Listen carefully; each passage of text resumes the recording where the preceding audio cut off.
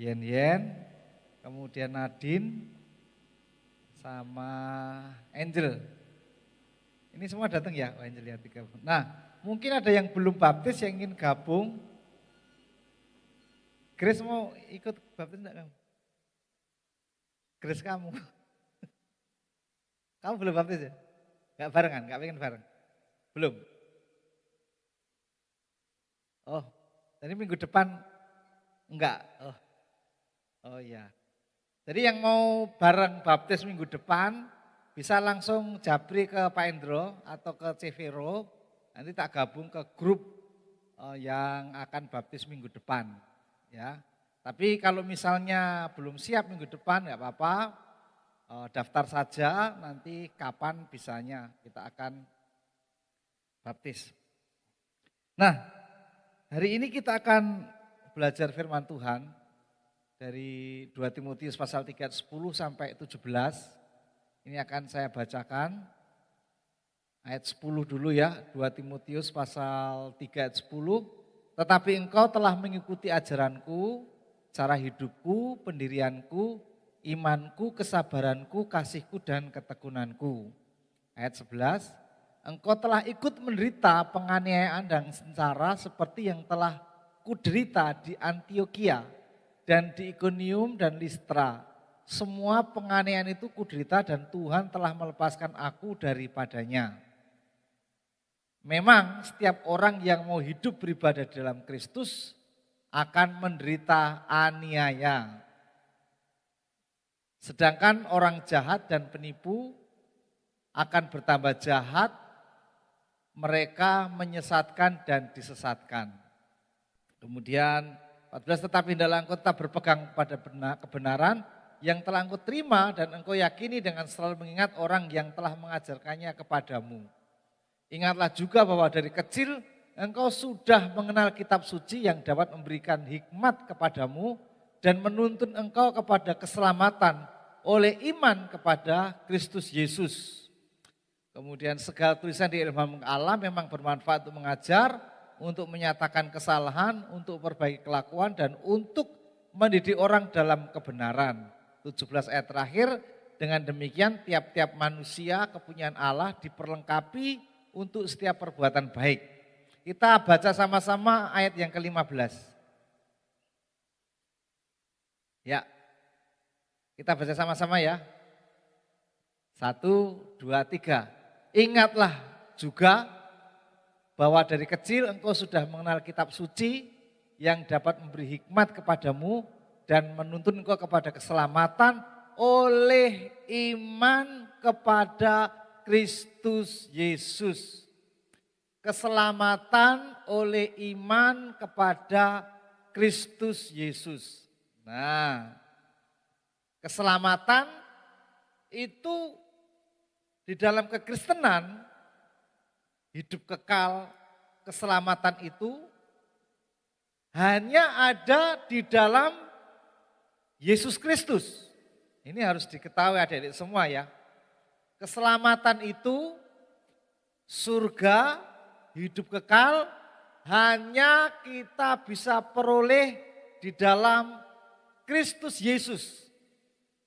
Dan cara memperoleh keselamatan itu dengan iman kepada Yesus Kristus. Jadi ini adalah inti pengajaran kekristenan kita. Keselamatan manusia yang didapatkan itu bukan dari usaha sendiri, dari perbuatan baik, dari amal sosial, atau dari memeluk agama. Tidak. Keselamatan yang kita peroleh itu kita terima dari Kristus Yesus. Dan itu kita terima melalui iman. Ya. Yesus berkata, akulah jalan, kebenaran, dan kehidupan. Tiada seorang pun sampai kepada Bapa kalau tidak melalui aku. Bapa tinggal di surga. Kalau kita ingin mencapai kepada Bapa, kepada Allah yang benar, ya, kalau ingin mencapai kepada Allah yang benar, harus melalui Yesus Kristus. Demikian juga keselamatan. Nah sekarang ini ditawarkan oleh Kristen progresif yang mengatakan bahwa keselamatan itu bisa berada dari siapapun selama kita mampu berbuat baik. Ya. Entah itu percaya kepada Tuhan atau tidak, itu bisa memperoleh keselamatan di luar Kristus. Ya. Tetapi kebenaran firman Allah ini harus kita pegang supaya kita tidak tersesat dan disesatkan. Keselamatan itu hanya bisa diperoleh melalui iman kepada Yesus Kristus dan menuntun engkau kepada keselamatan oleh iman kepada Kristus Yesus. Ya. Jadi perbuatan baik tidak akan membawa kita kepada keselamatan. Nah, kalau begitu bagaimana kita berbuat baik? Kenapa kita orang Kristen harus berbuat baik?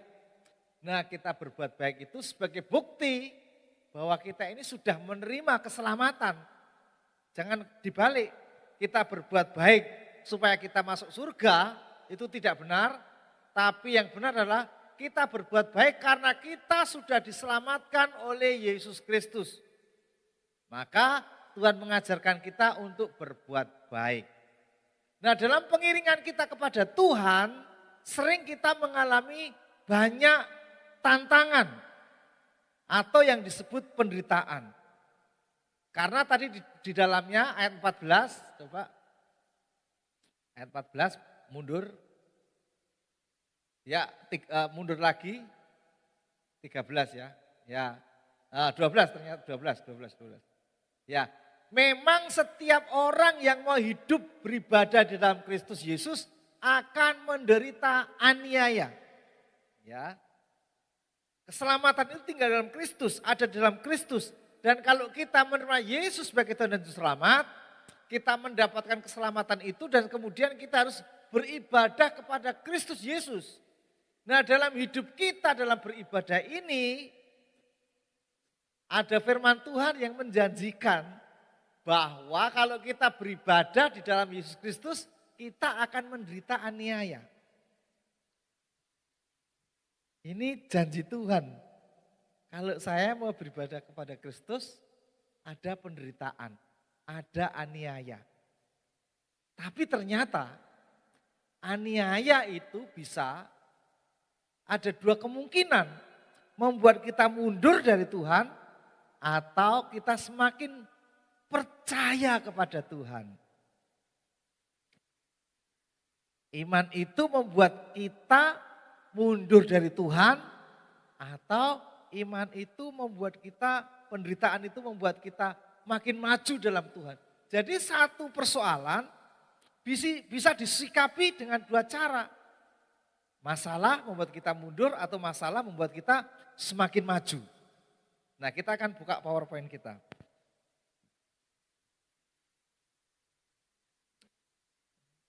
Ya. PowerPoint-nya ada ya? Ya.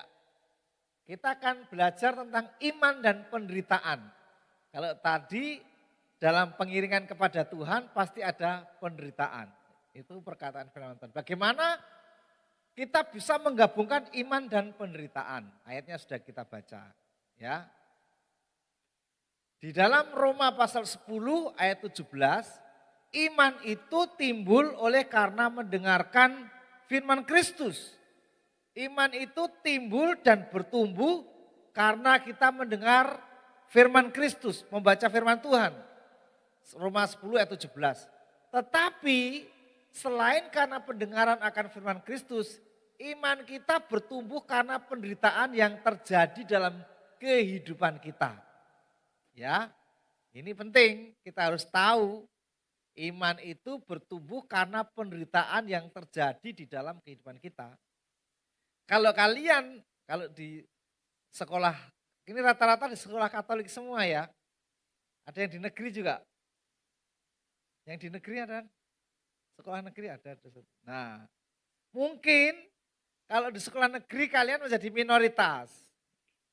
Nah, karena minoritas kadang kita mengalami penderitaan karena bullying, karena iman kepada Kristus. Ya.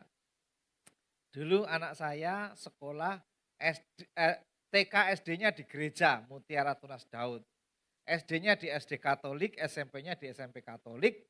Kemudian dia masuk ke SMA negeri.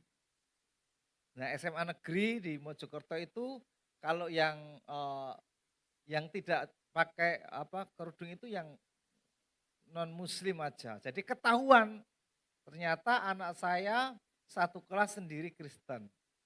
Dari teman-temannya semua baik. Guru-gurunya semua baik.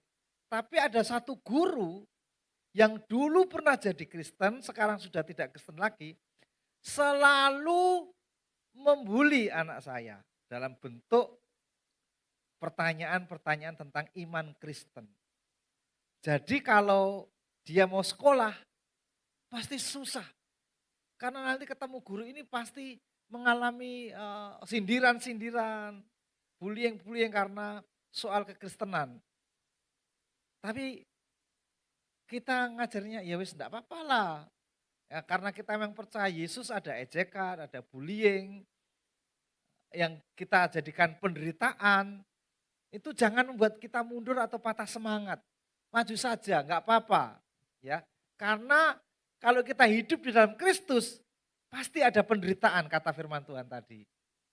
Nah, ternyata penderitaan itu bisa membuat iman kita ini bertumbuh ternyata adik-adik. Jadi jangan anti terhadap penderitaan. Ya, penderitaan yang diakibatkan bukan karena kesalahan kita, tapi penderitaan yang diakibatkan karena Kristus. Ya, itu jangan anti dengan penderitaan. Mungkin di lingkungan, mungkin di sekolah, mungkin di tempat-tempat tertentu kita mengalami keterasingan, penolakan, bullying, masalah penderitaan. Enggak apa-apa. Karena ini justru menjadi pupuk bagi pertumbuhan iman kita. Dulu Gus Dur pernah berkata, karena begitu kekristenan itu dilarang ibadah, gereja-gereja ditutup, dianiaya, itu kekristenan itu makin maju, makin bertumbuh. Gus Dur yang jadi presiden, yang menjadi Gus Dur itu menjadi guru bangsa ngomong gini, Kristen itu jangan dianiaya, biarkan aja. Kalau dianiaya tambah berkembang, kalau di Jarno sendiri tambah loyo. Ya. Contohnya mana? Kristen di Amerika, Kristen di Barat. Ada kebebasan-kebebasan. Tapi justru kekristenan di sana tidak sekuat di Indonesia. Bahkan orang beribadah sudah malas. Gereja-gereja kosong.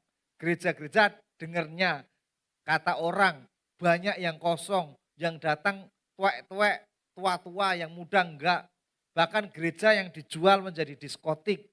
Gereja dijual menjadi tempat ibadah lain. Kenapa? Orang-orangnya sudah tidak mau beribadah, sudah tidak mau percaya kepada Tuhan. Kenapa? Karena sudah nyaman.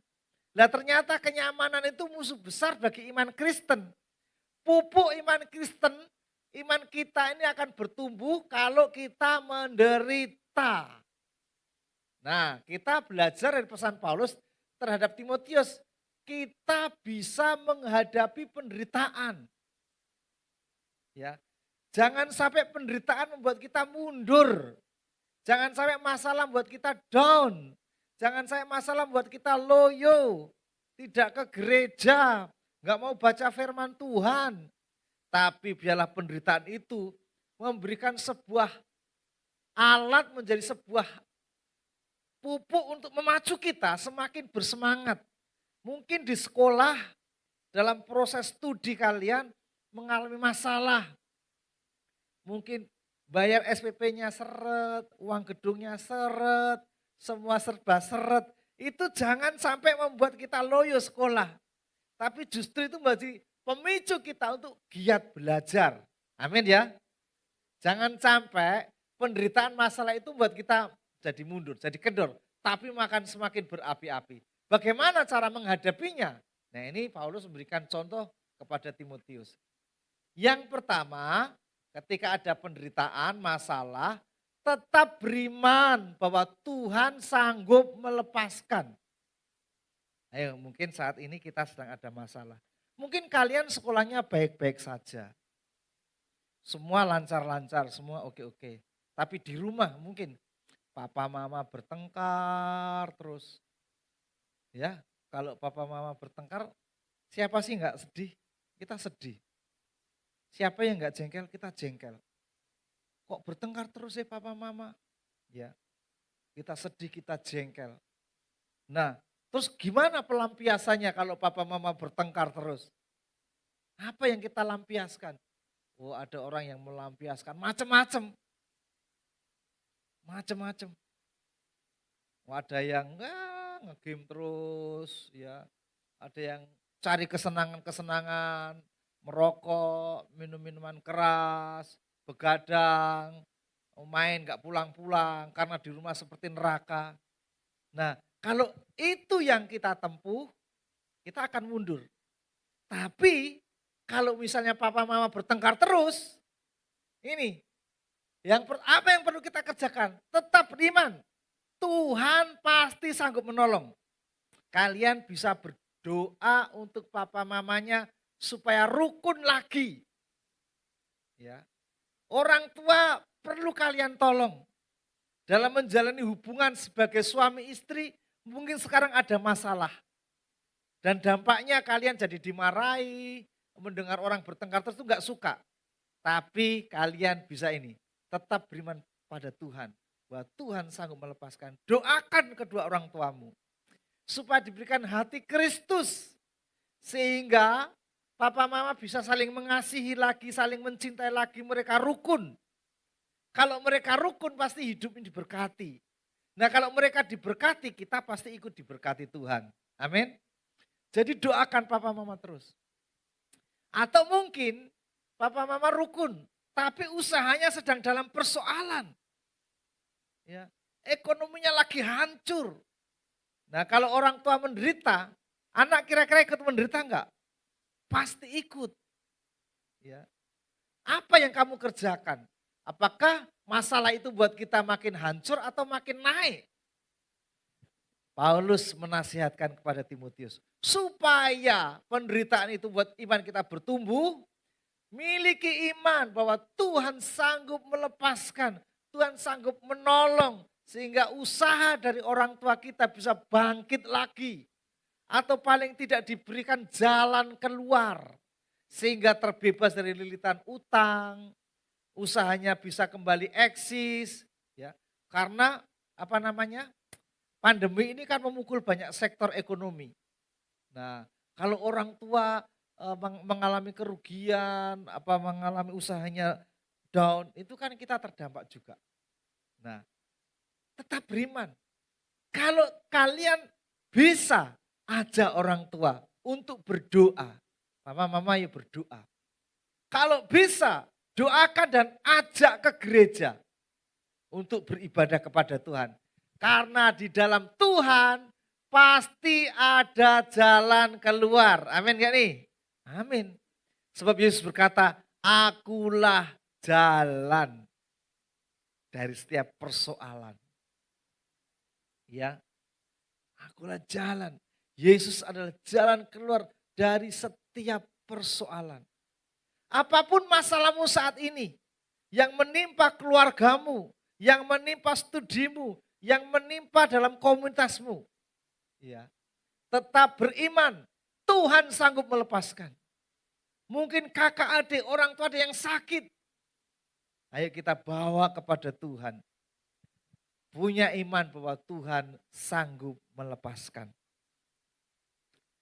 Nah sebab itu penting bagi kita untuk membangun kerohanian kita yang sehat. Iman kita yang sehat.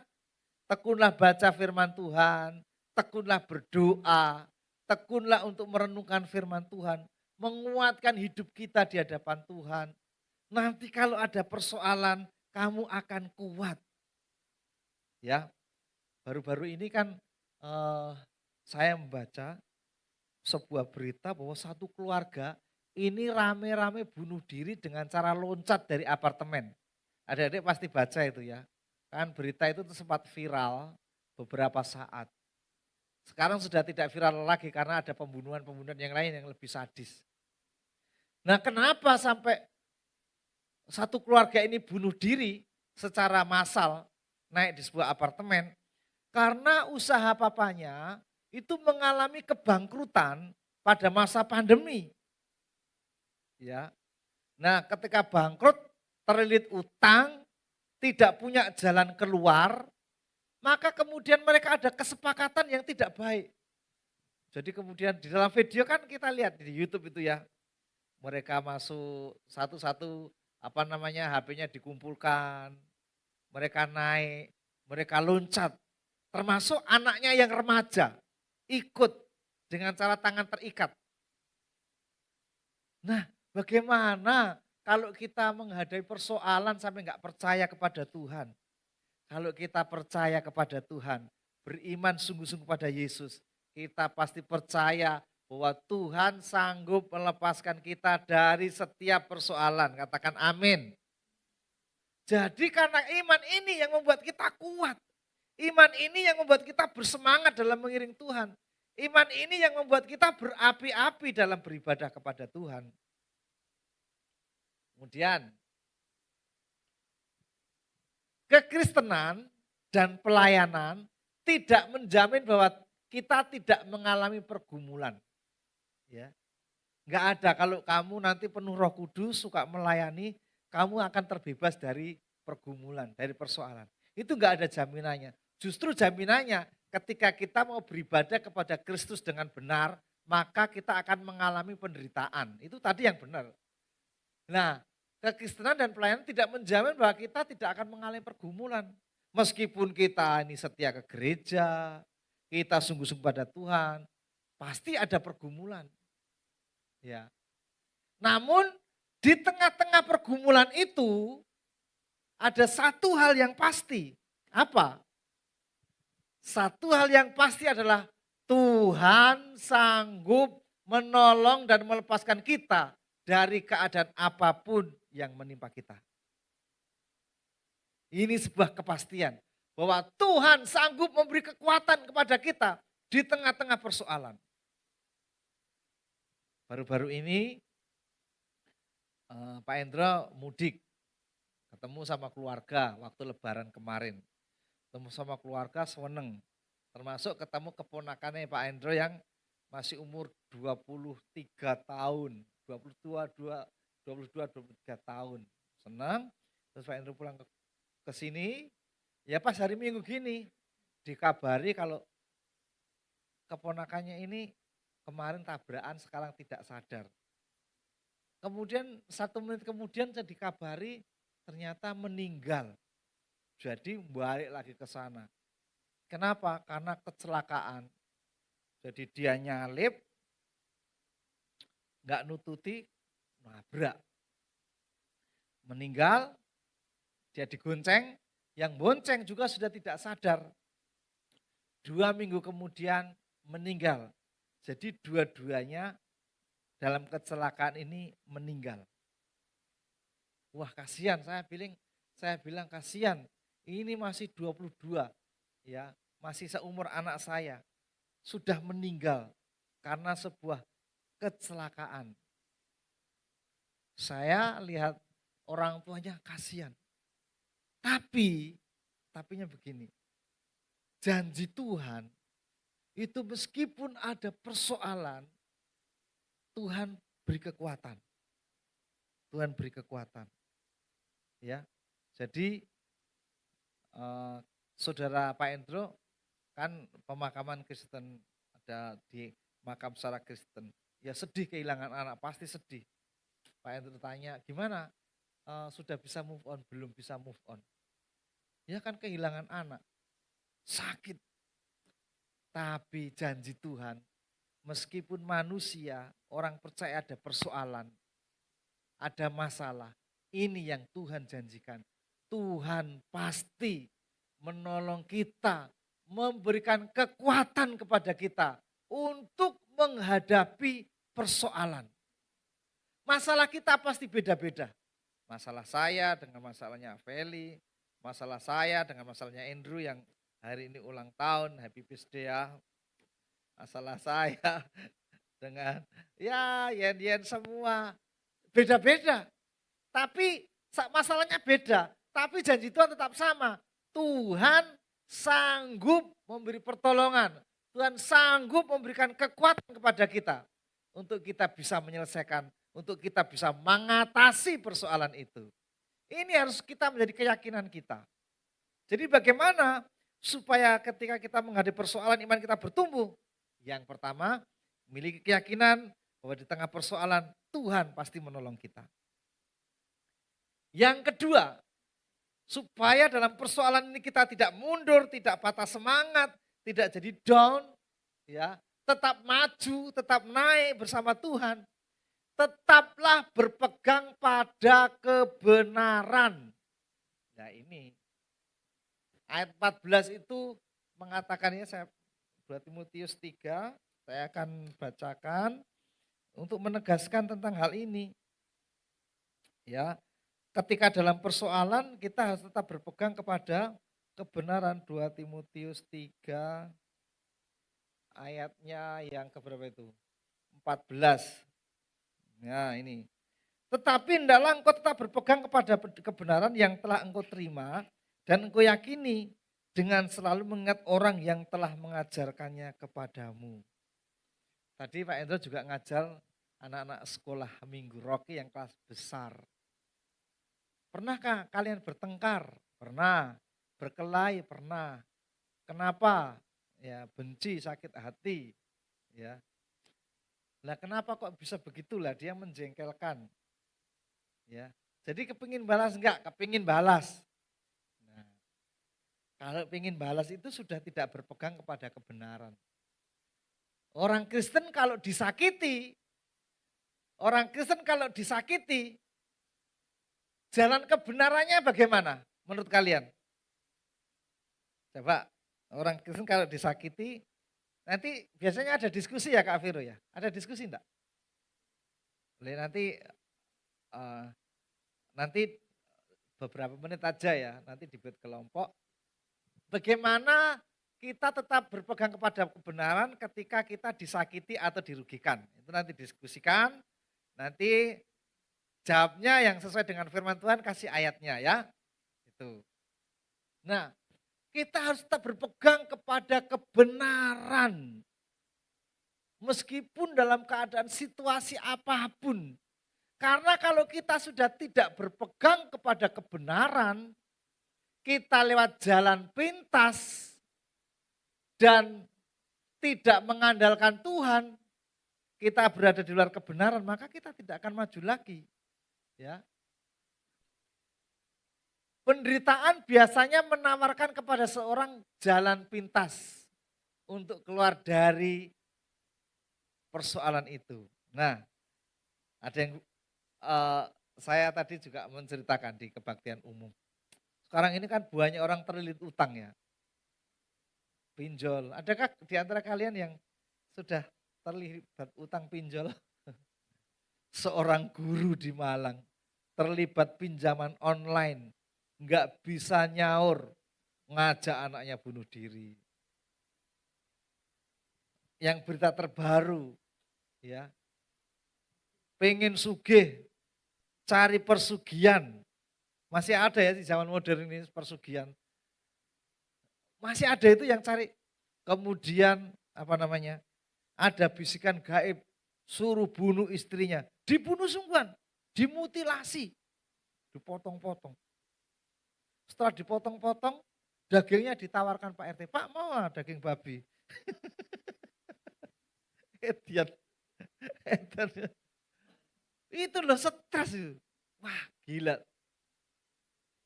Gila betul itu. Nah, kenapa sih? Karena menderita. Dia tidak kuat menderita. Kenapa tidak kuat menderita? Karena nggak punya Tuhan. Sehingga cari jalan pintas.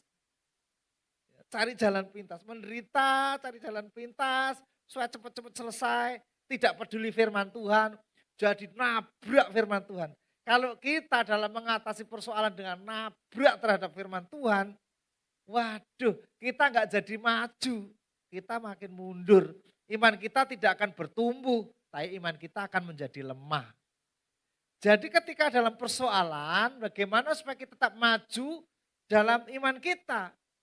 Tetaplah berpegang pada kebenaran. Pak, sekarang ini kalau berpegang kebenaran tambah ajur Pak. Wah nggak mungkin Pak, jujur, jujur ajur Pak. Enggak, kalau kita berpegang kepada kebenaran, Tuhan pasti akan memberikan pertolongan kepada kita. Amin. Nah, prinsip ini harus kita tanamkan sejak dari dini, supaya kita kalau ada masalah berpihak kepada kebenaran. Ya. Jika kebenaran dari Tuhan betul-betul dipegang dan diyakini, tidak ada sesuatu pun yang dapat menggoyahkannya. Ya, ini kita baca sama-sama meskipun berat. 1, 2, 3. Meskipun berat memegang dan meyakini kebenaran adalah harga yang harus dibayar agar tetap memiliki iman yang teguh kepada Kristus. Nah, Yusuf itu loh. Yusuf kan masih muda ya, seumur kita ya. Kalian ya. Yusuf sudah enggak 50 tahun pada waktu itu, seumur kalian. Itu ketika sudah sukses, ditawari tante Potifar untuk berbuat dosa, enggak mau. Yusuf, kalau kamu mau sama saya berbuat dosa, nanti kamu saya kasih promosi, gajimu saya naikkan, ya, jabatanmu saya naikkan. Kamu sudah tidak usah bekerja keras-keras, wes dijamin enak. Tapi Yusuf tidak mau, meskipun berat, Yusuf tetap memegang dan meyakini kebenaran dan mau bayar harga untuk iman yang teguh kepada Kristus. Ketika Yusuf bayar harga, resikonya ada, dimasukkan ke penjara. Tapi tahu enggak, justru dari penjara itu Yusuf promosi dari Tuhan jadi penguasa nomor 2. Coba bayangkan kalau nuruti keinginan Potifar yang untuk berbuat dosa, bukan promosi yang ada cuma penderitaan dan penderitaan. Jadi ada 2 penderitaan. Penderitaan karena berbuat dosa, berbuat salah, berbuat konyol, tapi penderitaan karena kita memegang prinsip kebenaran. Yang harus kita pegang adalah penderitaan karena memegang prinsip kebenaran Kristus. Maka itu kita akan nanti seperti Yusuf, kita diangkat tinggi oleh Tuhan. Amin. Nah, yang ketiga, ini yang terakhir setelah nanti kita akan diskusi. Tetap bertumbuh dalam kitab suci. Ya, tetap bertumbuh dalam kitab suci dengan cara apa? Membaca kitab suci. Bukan kitab suci, kitab suci. Ingatlah juga bahwa dari kecil engkau sudah mengenal kitab suci. Ayat 16. Sejak dari kecil. Siapa di sini yang sejak pernah ikut sekolah minggu, Rocky? Oh, semua ya ikut Rocky. Ya, kita semua bahwa dari kecil engkau sudah mengenal kitab suci. Ikut sekolah minggu, baca firman Tuhan. Ya. Nah, dari membaca firman Tuhan itu, menurut Paulus, firman Tuhan itu akan memberikan kepada kita mengajar kita, menyatakan kesalahan, memperbaiki kelakuan untuk mendidik kita dalam kebenaran sehingga kita diperlengkapi untuk berbuat baik. Di tengah penderitaan yang terjadi, kita memerlukan kekuatan rohani dan relasi kita dengan firman Tuhan. Kita perlu berelasi dengan Roh Kudus dan firman Tuhan. Bacalah kitab suci setiap hari. Bacalah firman Tuhan setiap hari. Berdoa setiap hari supaya di tengah-tengah penderitaan kita bisa bertumbuh, kita bisa kuat, kita semakin maju. Nah, kita bisa bertumbuh dalam firman-Nya karena firman Tuhan itu mengajar atau mendidik, menyatakan kesalahan, memperbaiki kelakuan kita. Kita diperlengkapi untuk berbuat baik dan menghadapi serta menghidupi kehidupan firman membuat kita bijaksana untuk mengatasi setiap persoalan. Tuhan pasti tak kasih tahu caranya, cara menghadapi persoalan. Tuhan pasti berikan pikiran hati kita. Oh, begini caranya nanti supaya bisa dapat solusi. Gitu. Nah, jadi 3 hal ya, iman bisa bertumbuh lewat firman Tuhan. Tapi yang kita pelajari kali ini, iman bisa bertumbuh lewat penderitaan. Nah, lewat penderitaan. Nah, supaya kita bertumbuh dalam penderitaan, yang pertama miliki iman bahwa Tuhan sanggup menolong. Wow, luar biasa. Miliki iman bahwa Tuhan sanggup menolong kita. Tuhan sanggup memberkati kita, memberikan kekuatan kepada kita. Nah, yang pertama, ya kemudian yang kedua tetap berpegang kepada kebenaran, ya. Dan yang ketiga, tetap bertumbuh dalam kitab suci dengan membaca, merenungkan firman Tuhan. Hari ini kita akan diskusi bagaimana cara kita menghadapi penderitaan. Apakah kita harus tetap berpegang kepada kebenaran atau cari jalan pintas. Tadi sudah ditulis ya pertanyaannya ya. Kita akan silakan Kak Ceviro untuk membagi kelompok-kelompok untuk diskusi.